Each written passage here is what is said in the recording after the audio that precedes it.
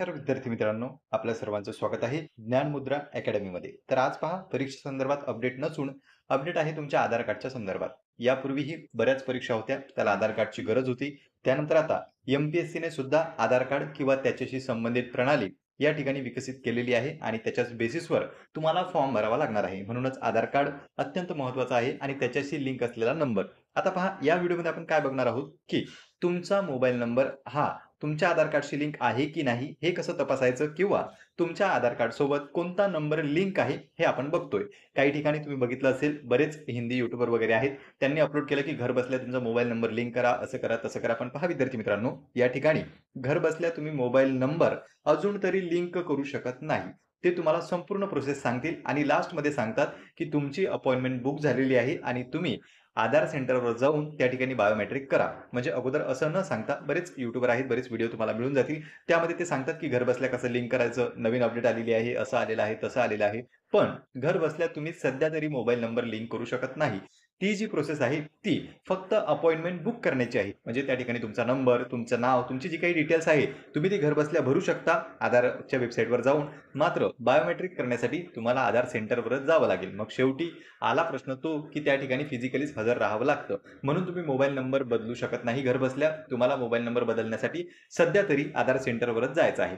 दुसरं पहा असं, की आता आपण इथे काय बघतोय, फक्त कोणता मोबाईल नंबर तुमच्या आधार कार्डशी लिंक आहे ते तुम्हाला इथे पाहता येणार आहे. सर्वात प्रथम आपल्याला सोप्या स्टेप्समध्ये सांगतो, जास्त काही कठीण स्वरूपाचं नाहीये. तुम्ही तुमच्या मोबाईलमध्ये सुद्धा ओपन करू शकता. या ठिकाणी Google ओपन करायचं आहे. Googleवर UIDAI असं तुम्हाला सर्च करायचं आहे आणि ही जी पहिली वेबसाईट आहे ही आपल्याला ओपन करायची आहे.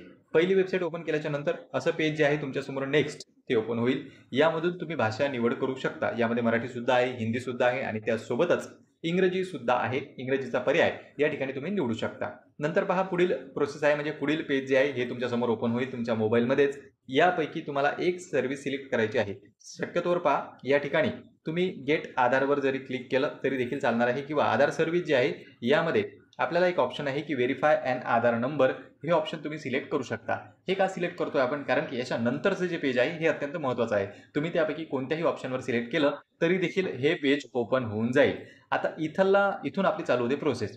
इथे पहा महत्त्वाचं काय, जे सर्वात इथे पहा दिसेल तुम्हाला आधार चेक आधार व्हॅलिडिटी, हे जे ऑप्शन आहे चेक आधार व्हॅलिडिटीचं, यावर आपल्याला क्लिक करायचं आहे आणि आपल्या आधारची व्हॅलिडिटी चेक करायची आहे. आता तुम्ही म्हणाल व्हॅलिडिटी आणि मोबाईल नंबरचा काय संबंध, तर ते आपल्याला पुढे समजेलच.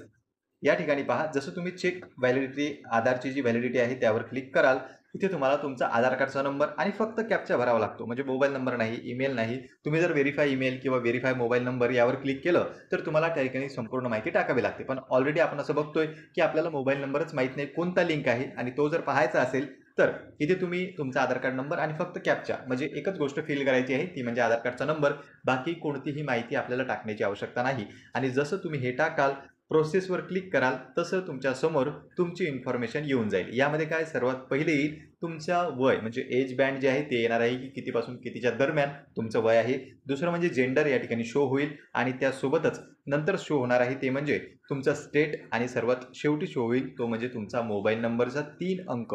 जो काही तुमचा मोबाईल नंबर आधार कार्डशी लिंक आहे त्याचे शेवटचे 3 अंक तुम्हाला या ठिकाणी दिसतील आणि त्यावरून तुम्ही अंदाज लावू शकता की तुमचा कोणता मोबाईल हा लिंक आहे. कारण की आपल्याकडे जे मोबाईल नंबर असतात त्याचे जर आपल्याला शेवटचे किंवा समोरचे अंक जरी